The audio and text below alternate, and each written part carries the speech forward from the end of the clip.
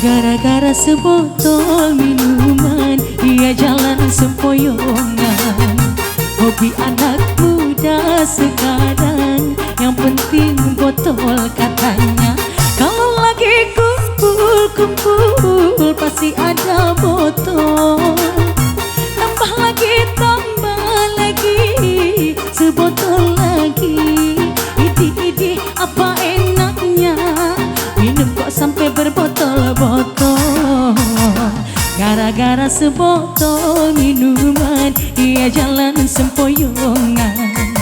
Hobi anak muda sekarang yang penting botol katanya.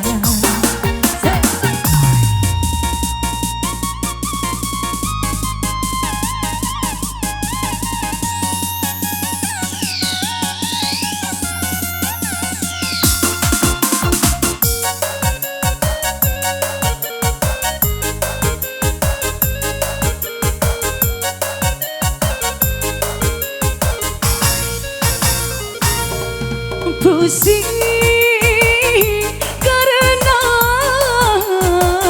minum-minuman, malah pusing karena minuman, badan rusak karena minuman, uang habis karena minuman, akhirnya kesana sini ngutang. Pusing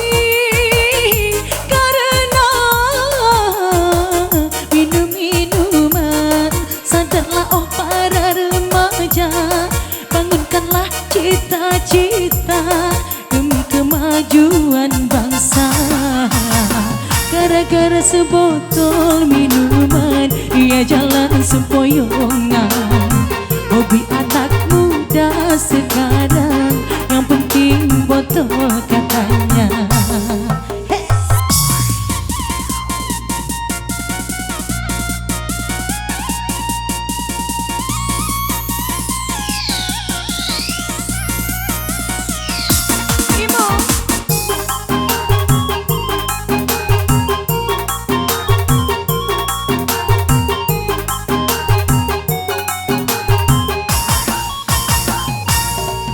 Pusing karena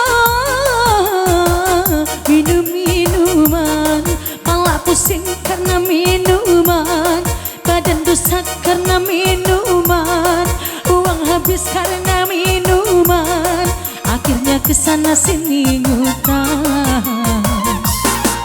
Pusing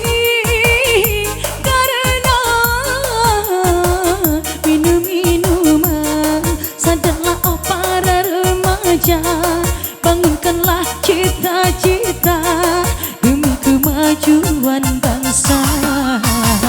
Gara-gara sebotol minuman dia jalan sempoyongan. Hobi anak muda sekarang yang penting botol katanya. Kalau lagi kumpul-kumpul pasti ada botol. Sebotol lagi, idi apa enaknya minum kok sampai berbotol-botol. Gara-gara sebotol minuman dia jalan sempoyongan. Hobi anak muda sekarang yang penting botol katanya.